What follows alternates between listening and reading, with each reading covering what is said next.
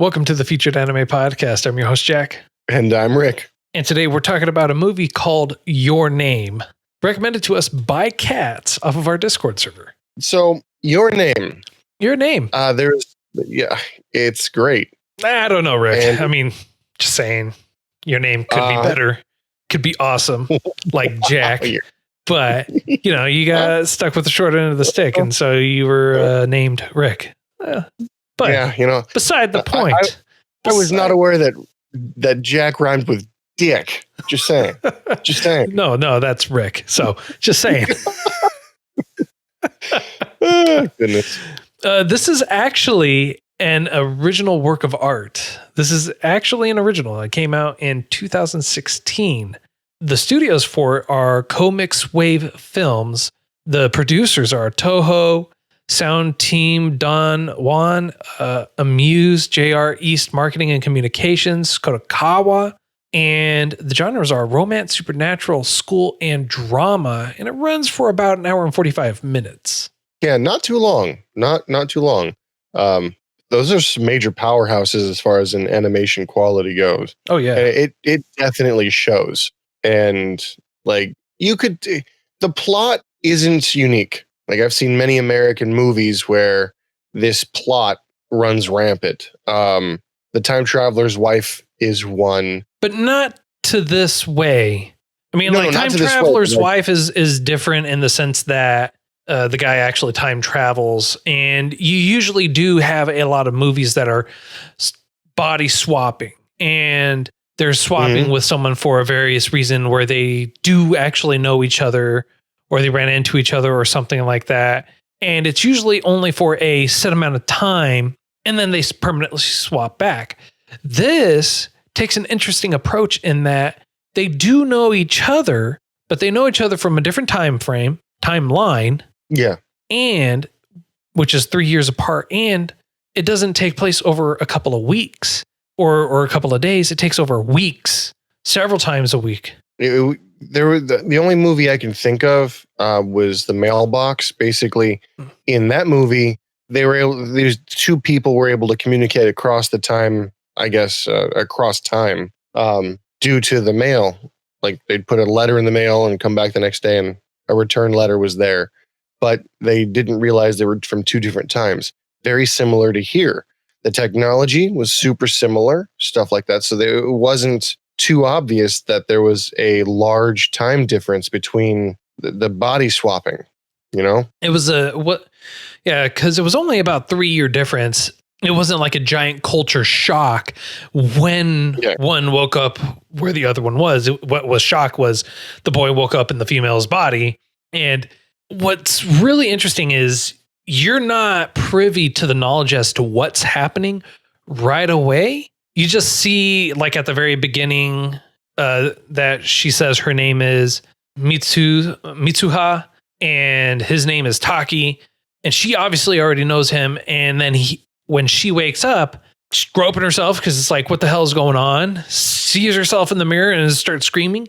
And then it goes basically, without you really knowing it, to the next day, and where everyone is commenting is like, why were you acting so weird yesterday? I see you're acting normal finally again. Yeah. And it's it's kind of funny because what would you do in that situation? If you woke up one day and all of a sudden you were in not only somebody else's body, but like the opposite sex. And like, my first thought wouldn't be go to school and try to blend in. I'd be submitted to an insane asylum. Oh yeah. Like, I'd be locked up. But how they are, or how they perceive it for a majority of the time, is that they perceive it as a dream. And at first you only see the after effects of Mitsuha having been taken over by Taki, the other main character. And then you see what it's like for Mitsuha taking over Taki and going through his daily life as him. And then you kind of like learn as the show goes on, like, they start to figure this out. They start figuring out, like, this is what's going on. And then they start setting ground rules. It's like, you can't do this. You shouldn't do this, which they both largely ignore for the most part. But so hardcore. I thought it was hilarious that she was like, oh, this is great. I can buy all this stuff and I'm not paying a dime for it. We're in a dream. Screw it. Meanwhile, he's like, why am I so broke? What happened? I don't make all the money in the world, but I thought I had more.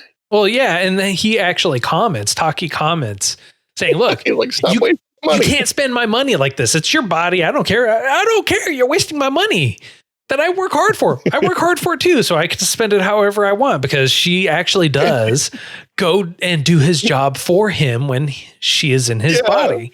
And it's hilarious. It is pretty unique. It is really great too, that you have this dynamic in between the two of them, even though they never meet and they never see each other.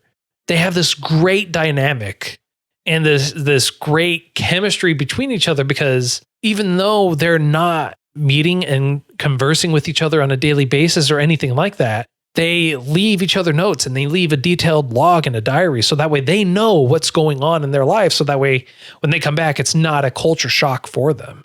Like, what the hell did I do yesterday? I mean, it was done really smart, because I think they both realized roughly around the same time, like, oh crap, like, I'm not just dreaming. This is really affecting somebody else's life. Yeah. And it was kind of funny because the guy started acting more like a girl and all of a sudden got dates. And the girl started acting more like a guy, and all of a sudden people are like, hey, we should go out. Yeah. So that to me was kind of funny. But I mean, I don't know. If the situation was reversed and I was put in that situation, I don't know that maintaining the status quo would be my first thought. I would be like, what happened? Why did this happen? I know what my name is. I'm going to look me up to see if I'm somewhere around, because I wouldn't just be dreaming about. If it was a consistent dream like that, I would do my very best to lucid dream to, get change done. Because if, as she realized, she had to go pee in my dreams, when I got to pee, like, I need to wake up. That's how I know it's not a dream. Like, hey, if this is working the right way and I can see myself in the mirror, not a dream. Yeah, I completely understand what you're saying. But at the same time, when you're in a dream, it's hard and you're trying to wake up, or you're just kind of going through the paces of the dream. You're not really aware of what's going on. You kind of have an idea of what's going on, but it's not really something you're truly intimate with, And especially if you're thinking you're dreaming you're someone else completely, who's to say you wouldn't have a dream like that, right? I'm not a doctor. I'm not saying one way or the other, but I'm just saying, who knows? You never know. You never know. That being said, everyone else also notices around them too. Like, it's like something's a little off, something's a little different. It's like, oh, you must be the normal, or, oh, this is interesting that you're like this today.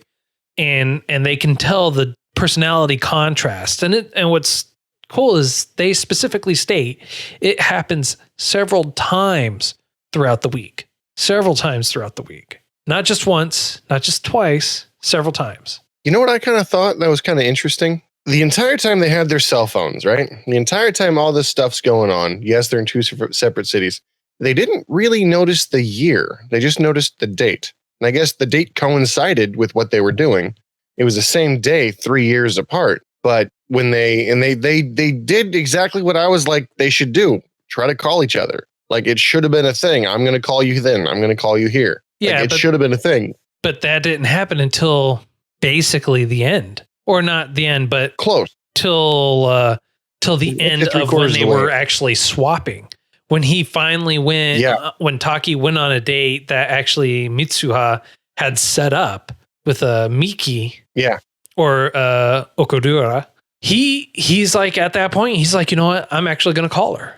I'm going to call her. And he actually does. And it says the call's disconnected. And you're like, well, that's weird, right? Like, why is the call disconnected? And bear in mind, all the way throughout, you're actually not privy to the fact that they are 3 years apart until like maybe the last 20 minutes. Well, they do throw hints in there. There is one or two things that they throw in there. For instance, when they're first ordering food, wow, I can live off of a month on the price of these pancakes. Well, yeah, maybe 10 years ago. Well, when you look at that whole conversation. Well, you also have to keep in mind when they're talking about the pricing of food or something like that, 3 years is not that big of a difference in terms of inflation. They were only 3 years apart. Also, you have to take in consideration where they were. City living in a country bumpkin. Yeah. Yeah, she was living in a far off country, or not far off country, but living off in the countryside in a little hobunk town. Not too many people there. You're not going to have to spend a whole lot of money. He was living in Tokyo, and he was going to a cafe, like a legitimate full-fledged cafe, buying sweets, all this other stuff. He worked at a nice Italian restaurant as a waiter, bussing tables. So you have an entire standard of living that you can't even compare to.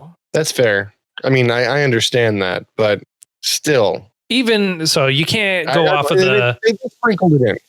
I mean, first viewing, it seems like a harmless thing. Second viewing, you're like, oh, they're trying to like sprinkle stuff in. Well, they mentioned the date, and one of the things that they kept talking about was the comet that was going to be coming, and they kept showing it and referencing it for Mitsuha, but never for Taki. In terms of date, they never actually mentioned a specific date throughout it. They only mentioned the days, and when they were looking at the calendar, they only saw the days, but they never mentioned a time frame or difference in terms of date.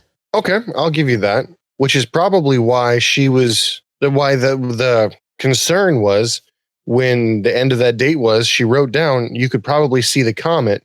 He's like, where? I don't see what you're talking about. Yeah. And like, that was your first, wait a second. And I was like, I can rationalize this away. He's just too far. Like, that's the only thing. No, it's wrong. Yeah, wrong time of year, wrong century, wrong millennia, because the comet only comes by once every 1,200 years. Yeah. Well, see, here's the thing that got me. At the very beginning, they were describing a sensation or a feeling that of extreme loss. Like they woke up from a dream and you couldn't really tell what the dream was about, but you just remember longing and loss, and it brings a tear to your eye. And when I saw that, like you and I've talked about this before, I don't know if on the podcast or not, but there's a series that does that to me, and I have no idea why. Tenchi Muyo. Whenever I see something like that pop up, I have no idea why, but I start to watch it and I feel immediate loss. Like if I finished a book series, anyway, I know it was the last book and there's nothing else coming. It's, a closing of that chapter, almost with books, literally. But with Tenchi Muyo or something like that, whenever I see that, I have that loss and I have no idea why. And I was like, you know what? I'm going to watch it just to get through it. And I couldn't. I got 2 episodes in, and the loss and the depression was too much. Still no idea why. So I understand what they're talking about in that we saw, we woke up and we couldn't explain why, but there was there was a sensation of loss. And I was really worried that was a very big foreshadowing or a structuring of the story that would end it in a very sad way, And to your credit, it did get to that point. And they basically also recaps. It's like they woke up and they had tears in their eyes and they weren't sure why they were crying, why they had tears in their eyes. And when you finally figure out like what's happening, right? Taki actually goes through and he is on a vendetta to actually find her. Like all that time that they actually spent interchanging with each other, talking to each other through the diaries of each other and everything like that, getting to know each other on an intimate level like that. And then just to completely stop, Taki goes on a vendetta. He goes out of his way to try and find her, and he draws to a T what that entire area looked like. And he actually goes on this journey to try and find Mitsuha, because he tries calling her and it's saying the number is disconnected. And he's like, I gotta find her. I have to meet her, because he cares about her. He truly does care about her. Got a small question about that. Yes, I agree that he does care about her. When did you notice he was starting to wear that twine bracelet looking thing? Not twine, her hairnet. When did you notice when did you notice he started wearing that? Because I noticed he started wearing that, at least in my mind, roughly halfway through. I didn't notice it at the beginning. I didn't notice it at the beginning either. But then again, usually we didn't see him put it on because it's not something that she knew to put on. The only time that's when I first noticed it. When I first noticed it was when you actually saw Taki as Taki. That's when I first noticed it, because there was that subtle difference in between the two. Because for him, he puts it on every day. It's part of his ensemble. For her, she wouldn't go. Yeah, it's like, oh, I don't need to put that on because that's not something he would wear. It's just going to be the uniform and that's it. That makes sense, because I was going to say my first image of that is when he was trying to make a phone call and then he couldn't, so he hung up, and it shows the hand and it shows the wrist with that little band there. And then he explains it later. And then once everything's like domino affecting and your realization hits that, oh crap, it's the wrong timeline, she actually goes and takes the initiative to go meet him on like her second to last day. Yeah. Yeah, 3 years in the past. And she comes face to face. And it shows him being super diligent and super like a good school kid doing his cards on the train, you know, doing flashcards, studying. And she's like, I know you. It's me. Like, do you remember me? And he's like, yeah, I don't know who you are. Sorry. And for the briefest of seconds, he goes, wait, what's your name? And she tells him her name and throws him her hairnet. And he has no idea why, no idea what.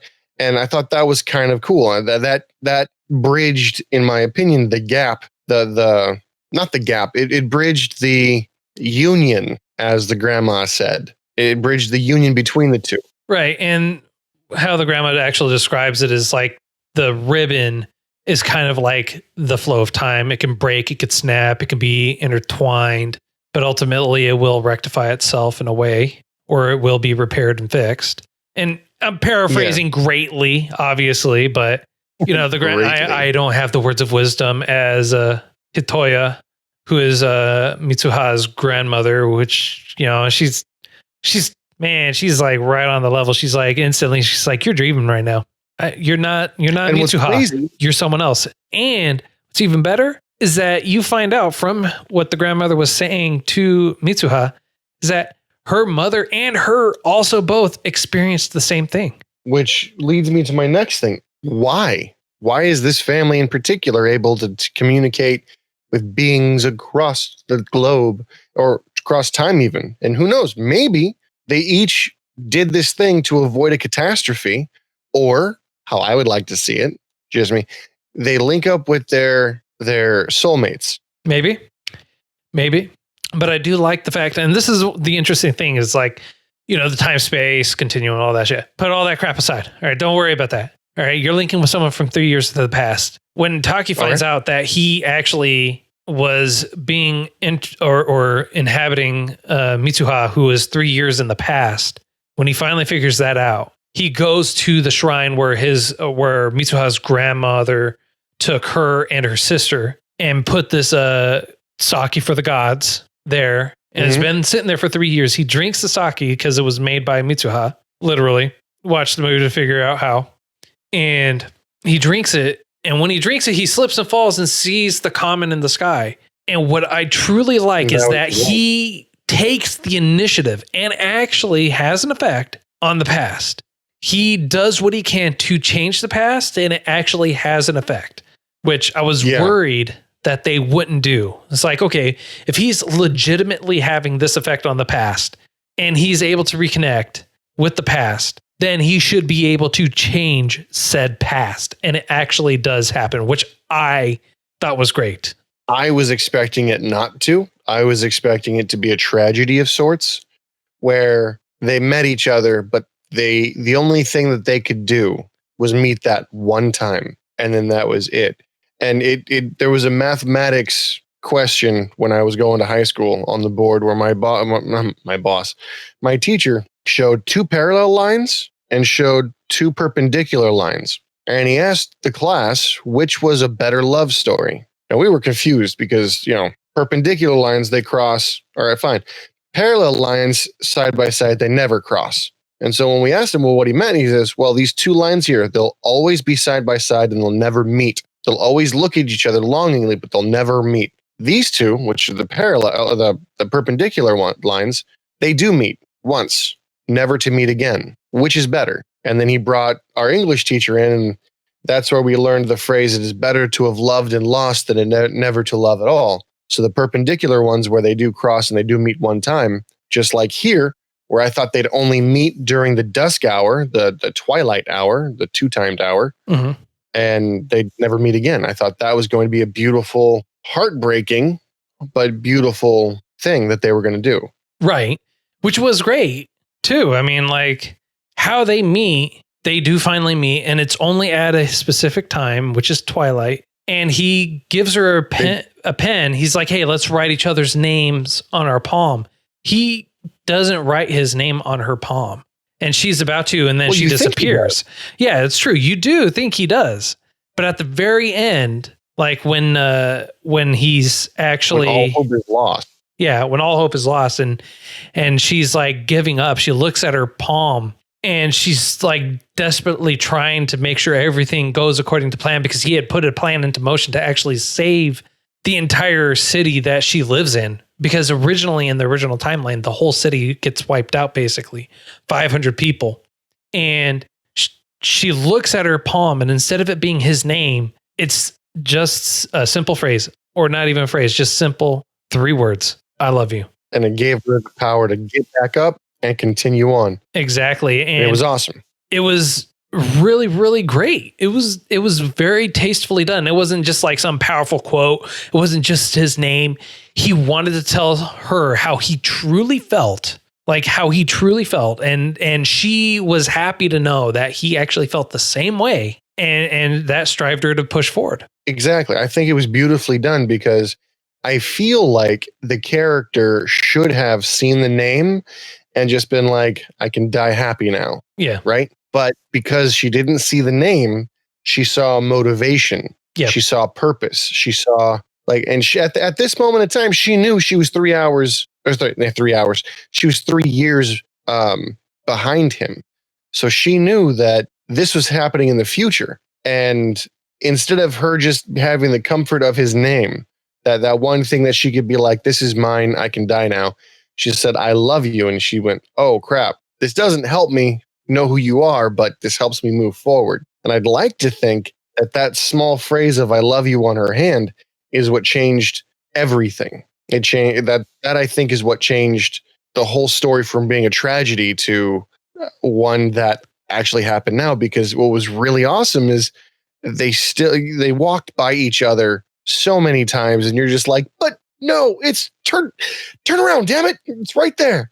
And the story was really good about doing that. What's really great, and what really helps tie in that entire change is, at first you hear her completely depressed, completely sad before she dies, before you find out that she's actually dead. You hear her completely sad when she's talking to her friends, and she goes to see her friends and everything like that. And her hair's cut and everything. And she's just completely depressed. She sees the comet, and that's it. Because in her mind, in the original timeline, before he went back and was able to actually change the timeline, before that was all changed, in her mind, he did not care enough to actually remember her. He did not care enough to actually retain a memory of her. And that just completely broke and devastated her. Little did she know it was too soon. Exactly. And then when she comes back as him, because he was still in the shrine, she gets up and sees what's actually happened to her home. And then they meet at that twilight and they have that whole conversation. But that really helps tie it in, because at first she didn't have that motivation to try and survive. She was sad. She was heartbroken. And then she sees that her feelings were actually being reciprocated, that he felt the same way as her. And I feel like that's what really helped hammer away the phrase, I love you. I agree. No, it was sad. Like, don't get it twisted. It made me cry again. And it screw you cats, because damn. I don't like to feel, especially like that. I mean, love him. Well, okay, that's not true. That's not true. It made me cry in the middle because I was sad. And it wasn't like a boohoo cry. It wasn't an ugly cry. It was like I had to keep wiping my eyes so I could actually continue watching. And at the end, it was a happy sad. Like, it was a happy cry. Yeah. Because they actually like meet. what I actually wanted. Yeah. And they recognized each other, which was crazy to me. And I thought it was kind of stupid the way that they eventually met, because they see each other on the train and they have this look of shock and awe and, oh my God, I know you. Like, you're the one I'm looking for. And before that whole thing happened, they were like, I don't know if it's some place or someone I'm looking for. And when they met each other, when they see each other and they're still a train car apart, it was, oh my God, it's someone. It's not some place or something. It's someone. And I found them. Yep. And they both basically run off of the subway that they're on, because they're on two different platforms. And I think the train just took off. So they get off the train. They run in both directions not both. They can't run in both directions. They run towards each other. And when they finally like come in eye contact, they pretend nothing happened. Because they wanted to see if they were the only ones that felt that way. And Taki took it on himself. And he's like, hey. My man. It's like, hey, do I know you from somewhere? I recognize you, but, I can't. And the reason why that they don't recognize each other, the reason why it's not just like, hey, let's go meet up and everything like that. It's because after that final time when they're able to actually see each other for real in person, that one time, Taki, even despite his best efforts, tries to remember her. But he can't. He's like, I don't even remember why I came here. I don't remember who I was here for, why I was here, what I'm doing here, or anything like that. And Mitsuha, as she's pushing forward, just as she was getting ready to give up, she doesn't remember his name. And she remembered that something was written on her palm, and she sees the name, but it eventually starts eroding her memories. It's like her whole experience, the whole experience the two of them actually shared, though it was etched on their soul. Though they remember it fundamentally, they can't remember anything about it. They just remember this familiar feeling. And that when they finally met, they had that eye contact. It was like, I know you. I just can't, I don't know your name. I know you. I know there's this feeling I have for you, like we're meant to be. And that's why he's like, hey, you know what? I know you, but I just don't know your name. And it's the same thing for her. It's like, what is your name? And that's how it ends. I mean, like, it ends with them finally meeting each other in the end, 8 years after the incident, 5 years after, for him, 5 years after the body swapping for him, and they finally meet. If it was 5 years for him, it was almost a decade for her. Mm-hmm. Damn. Yeah. I didn't realize it was that long for her. Mm-hmm. Yep. That's got to be torture. Just straight up. Gotta be. It's gotta be. Although I really did not, I appreciated the realism where they're like, oh, the mayor knew and this was a plot and they just wanted to get reelected. And I'm like, wow, that was, they turned one child saving everyone into a political shenanigans. Yep. Great. Well, I mean, when you got to cast blame, you cast blame. But true. I mean, everyone, she was there telling everybody, like, she should have been like, oh my God, she's a psychic or something. Yeah, but I'm glad that they didn't, because that would just make life harder for her. And I'm pretty sure her dad actually saw that too. Like, there's no way that he could explain or that she could explain it. It's like, what are you going to say? My daughter has split personality, or she shares her body with someone from the future? It's like, that's going to sound nuts no matter what. Think about this, though. You remember how the grandma was saying that, she had the same thing happen to her? Yeah. And then grandma was saying the mom had something similar happen to her. Imagine, if you will, for a moment, that my theory where they meet their soulmate or swap with their soulmate. Imagine if the mom was swapping with the dad. And when the daughter came up and was like, this happens, the dad was like, ah, crap, I remember now too. Yeah, but if that were the case, the dad wouldn't have said, I need to put you in a hospital. Stop blowing holes in my theory, sir. I'm just saying, like, Taki came in there. It's like, hey, bro, this is going to happen. He's like, okay, I'm going to call hospital. They're going to get you psychologically checked out because there ain't, you got a few screws loose. All right, let's get you checked out, and if you come back to me sane, well, then we'll see why you're saying this. But you got some screws loose, and that's why. So it's not even that they're meant to meet their soulmates. I just like you right now. I had a good working theory. It was Perfect. Until someone brought you to reality? No. You can't even play the song back to reality. Up there goes gravity. No. Yep. No. Here comes Jack with a bulldozer crushing my hopes and dreams, with a wrecking ball blasting holes through my structures that I'm making to make the story make sense to me. Mm-hmm. No. Yeah. No, this is just you pissing on my sandcastle because it makes you laugh. Look, it's not that I'm pissing on your sandcastle, all right? You have a house of cards on a boat with wind blowing that you're trying to structure together. No. With some spit to try and hold it together. No. Negative.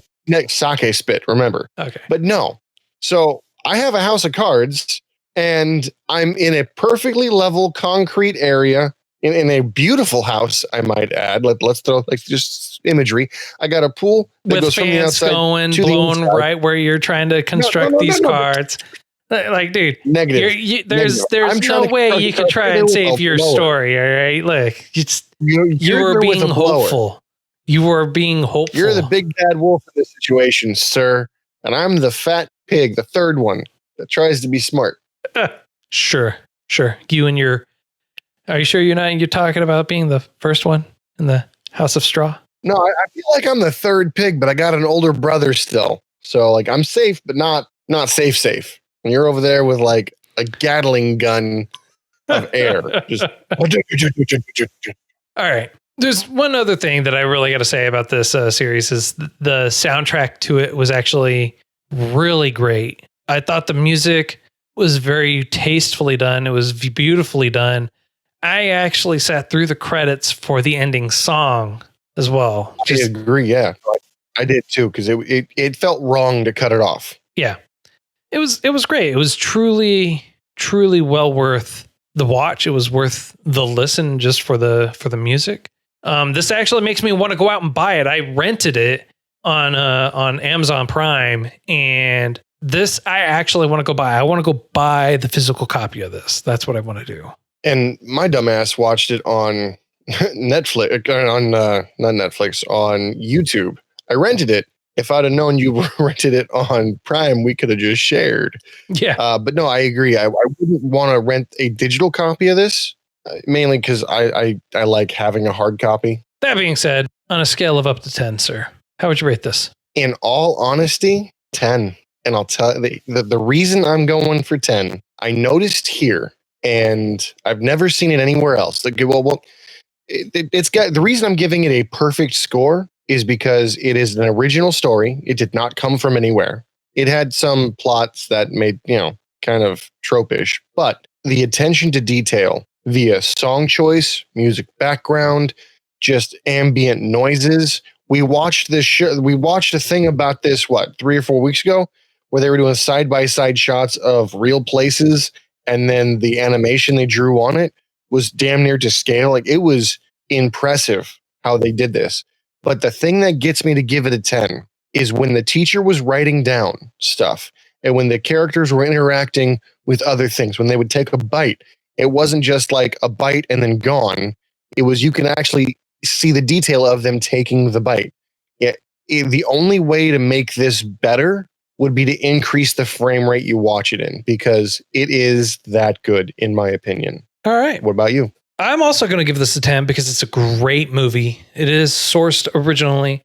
There are a couple minor flaws, just minor flaws in there, but nothing that, unless you were truly looking for it, you would ever notice. Okay. The whole interaction, the fact that it was an original story, the interaction between the characters, the development of the story, the music, and the fact that the music selection and choice made me actually want to watch and sit through the credits, just took it up that extra notch.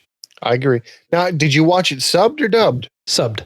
I watched it dubbed, and I watched it subbed for about half, and then that was as far as the free version got, and then I paid for it, and I'll tell you, I didn't see anything wrong. No, it was tastefully done. Impressively so. Like the attention to detail for the voice actors, the words they used, the meanings behind it. I didn't see, there might have been 1 or 2 variations, but it looked like somebody went through and watched it a few times just to make sure it made sense both ways. Yeah. And it was it was beautiful. Yeah. No, that it was. It was great. I truly enjoyed it. Well, that's all the time that we have for today. But before we go, next week's choice actually comes from Tobayashi067 off Twitter, who also recommended this one for us. And it's called Uzaki-chan Wants to Hang Out. And so that's what we're actually going to be watching next week as well. I personally haven't seen it, but I do know that it's actually pretty new. So it actually came out really recently. So I'm looking forward to watching it. And how recently? A couple months ago. Oh, okay. Yeah, recent. It's 12 episodes long. It has actually been slated for a second season, and it came out July 2020, ran all the way through September 2020. And it's a slice of life comedy, romance, ecchi. Of course it is. Your favorite triage of genres. Oh, yeah. Slice of life and romance, ecchi, and comedy. Can we just go back to triage? No. Like I'll rewatch the triage. Oh, you'll Triage X? Yeah, I'm sure you would love to watch that. I'll watch the proper version this time. not the PG-13 guy. Oh dear Lord. Oh, okay. I got a question. You watched it on Prime, right? In the very first time when Tobayashi realizes he's in a girl's body, was there that white mark across the mirror for you too? Yes. Okay, good. Because I was going to say, if the YouTube did that, and it was the only time they censored anything, but I'm glad it was cross-platformed. Okay. Oh, yeah. We saw the same thing then. Yeah. All right. Well, that's all the time that we have for today. Hope you enjoyed this week's choice. If you have recommendations, if you feel like we missed something, you want to let us know of another great movie or show that you feel like we should watch, so feel free to reach out to us. You can email us at featuredanimepodcast@gmail.com. You can tweet at us at Those Anime Guys on Twitter, at Featured Anime Podcast on Facebook. Join us in our Discord. We're always hanging out in there. We're always chatting about all kinds of random stuff in there, and we would love to have you come and join us. I know I'm a little bit late on getting the episodes up on YouTube, but if you do listen to us on YouTube, drop a comment, be happy to respond to you there. And I do plan on having everything updated and current on YouTube by the end of this week. Until next time, I'm Jack. And I'm Rick, and we'll see you next time.